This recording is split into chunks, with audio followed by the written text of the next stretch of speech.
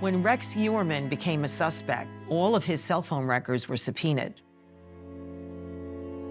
It turns out Rex Heuermann allegedly used multiple burner phones to contact victims, to contact sex workers. That's how he did his business. Then police learned that burner phones that he had paid minutes for were in close proximity to his personal cell phone and to the victim's cell phones, either in Massapequa or in Midtown Manhattan where he worked. So then they had a connection. They're pretty sure they have their man, but they need something that directly ties Rex to the victims. They need DNA. When police were doing the investigation in 2011, there was a male hair that was found on the camouflage burlap on Megan Waterman. With DNA evidence, especially with biological fluids, liquids, whatever it might be, blood, other body fluids, you have a chance of degrading it so much that you can't do anything with it.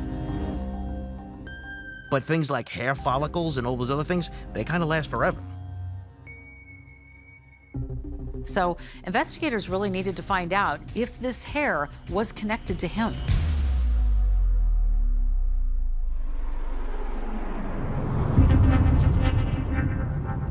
In July of 2022, investigators set up outside of his home.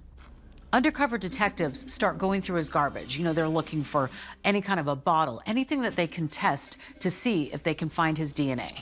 But nothing turns up. After 5 months of surveilling him, they decide they're going to focus on him at work and see what they can find.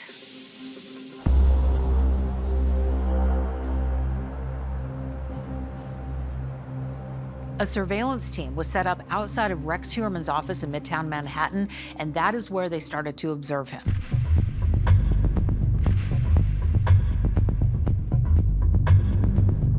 What the task force decides to do is have undercover officers pose as sanitation persons, just hoping they'd find a way to get DNA from something that he used or something he threw away.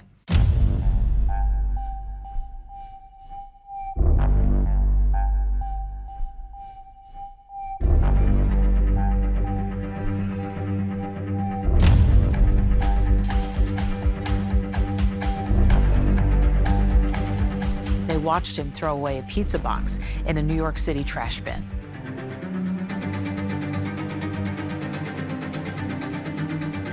The investigators immediately grabbed the pizza box.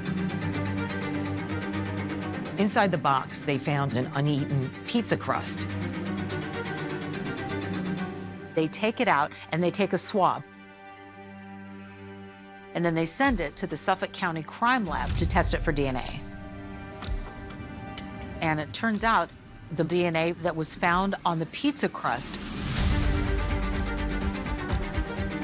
matches the DNA from the root of the hair found on Megan Waterman. That moment was kind of the final linchpin in the case. They knew that they had a case. They knew they could tie Rex Heuermann to the Gilgo Beach murders.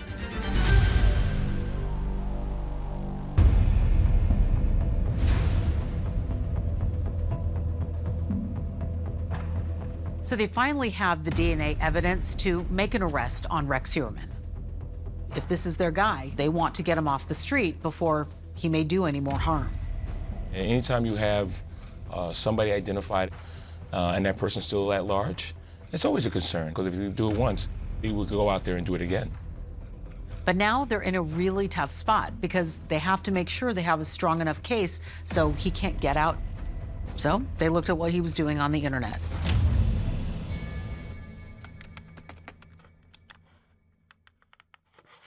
Rex Heuermann's search history is beyond disturbing. Sadistic measures that involved children, that involved sex workers. When we look at crime scene behaviors and we see the wrapping and maybe ligatures that we find, this is consistent with somebody who would be looking at violent pornography, at domination and control, and deviant pornography. They also found searches that were looking up the very investigation into what turned out to be him as the main suspect. He really seemed to want to know where investigators were at. His searches include very specific words. A list of each and every victim that was a part of the Gilgo Four. Rex Heuermann had searched for information about the Gilgo Beach murders more than 200 times.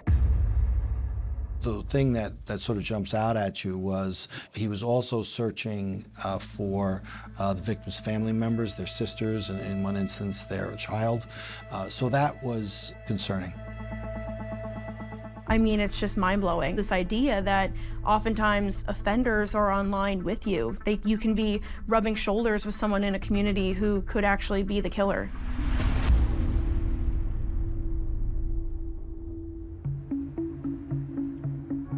Once they had this evidence gathered, they made their move. It was a Thursday night. Unbeknownst to any reporter in town, a team of police officers walked up behind Rex Heuermann as he left his office in Midtown Manhattan.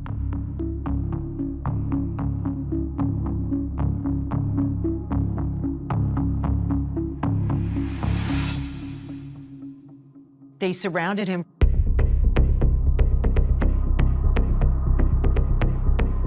And they quietly told him, "You're under arrest." And he didn't resist. He seemed a little surprised, but he didn't resist.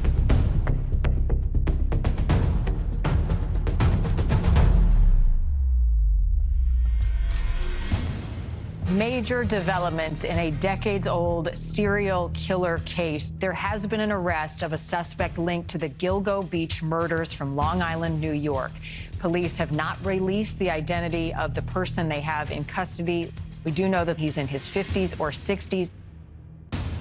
It felt like the world stopped. Anybody who's been following this case stopped what they were doing. What do you mean there's been an arrest? Who could it be? What's the name? How old is this person? Where does this person live? All these questions are flooding your mind. And it turns out this architect, Rex Heuermann, he is in custody, arrested for 3 of the Gilgo 4 victims. Megan Waterman, Melissa Bartholomew, and Amber Costello.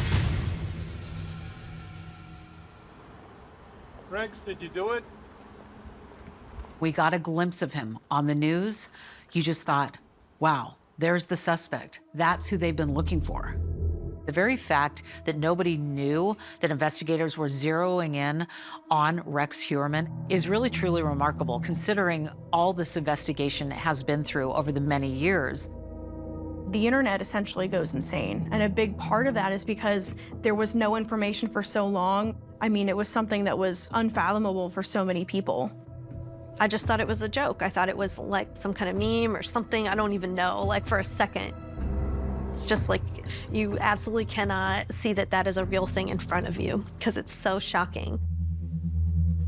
When the arrest was announced and I saw Rex Heuermann, I just sort of noticed the deadness in his eyes. He didn't seem that bothered. I noticed he didn't say anything. I was there when the indictment was unsealed and it was packed. There were a number of victims' family members there. Megan Waterman's daughter was there. Melissa Bartholomew's sister that got the alleged taunting calls was there. It was very electric. It was moving. I would first and foremost like to offer my deepest condolences to the family members.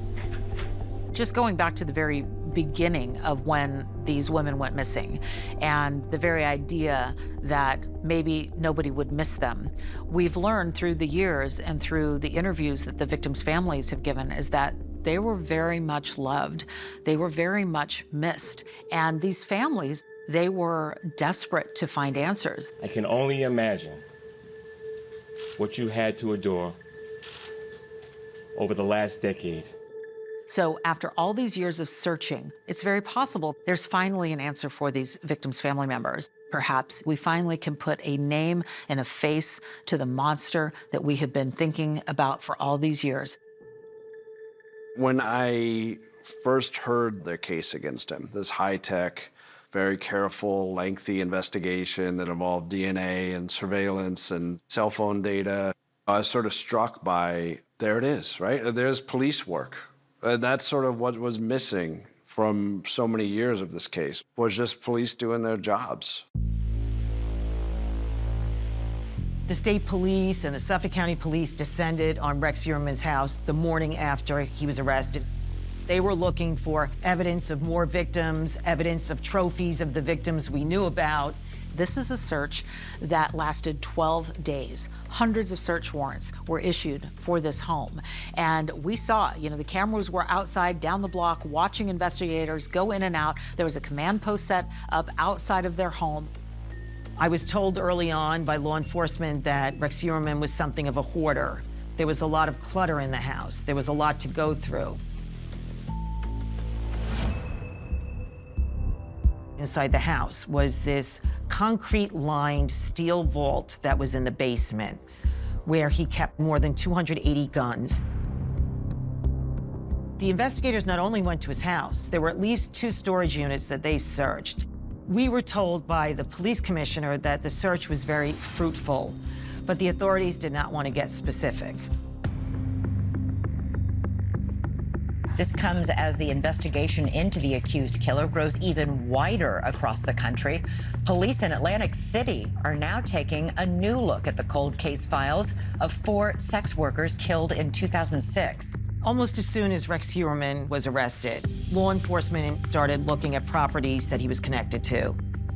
Rex Heuermann had property in South Carolina, and that's where law enforcement found a green Chevy Avalanche, and that was seized by the New York State Police. Law enforcement started looking at missing people or murders that he could be attached to.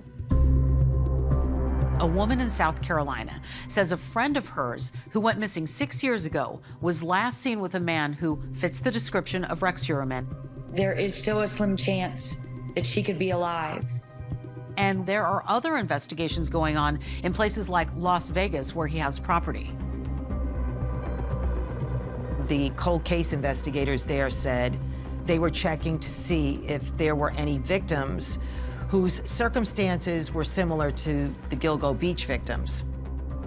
So far, law enforcement in all these jurisdictions haven't announced any connections between Rex Heuermann and their cases. But when you put it all together, where is that going to lead this investigation?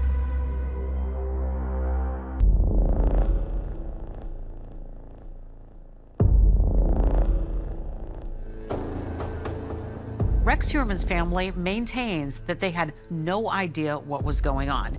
And a lot of people say that's hard to believe, but it's actually a story that we've heard before.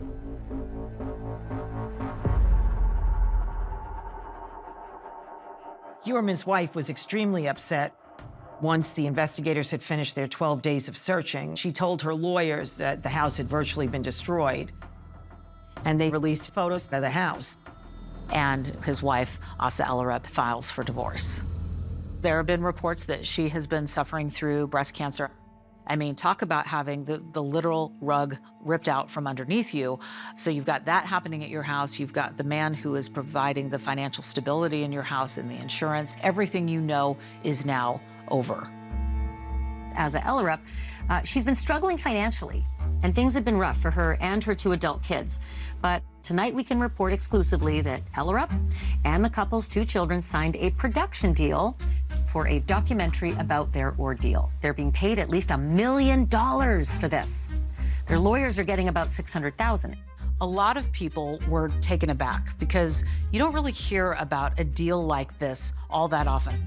And it's kind of been this thorny issue for many people because the victims' families are struggling. But the attorney for Rex Heuermann's family says they're struggling too. Speaking of my clients and my clients only, their existence now is as bleak and as hardscrabble as you can imagine. In fact, one of the things that they're trying to get back, and they filed their notice of claim, are vintage jackets and clothes that they need for the winter. This is no joke. Their road ahead is arduous, it is long, and no matter what happens with this case, no matter if he's acquitted, convicted on all counts, or something in between, their lives will never be the same. Beyond Rex's family, many people, and rightly so, believe that the focus should be on the victims and their families.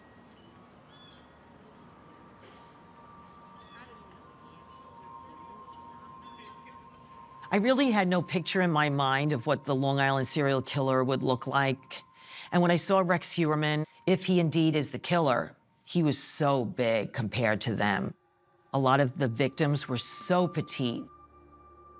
As Amber Costello's aunt said, these girls never had a chance. I've cried because, you know, I've been thinking about, I think about her all the time. And for, you know, the other family members and these girls being sex workers, they're all way more than that. If these women were college students or nurses or police officers or teachers, this may have had a different outcome in the way it was covered and the type of attention it may have had. And in many cases, these women were just trying to make a better life for their own families. And that is one of the real tragedies, because had these cases been front and center, like we've seen with other missing person cases, who knows where we would be today?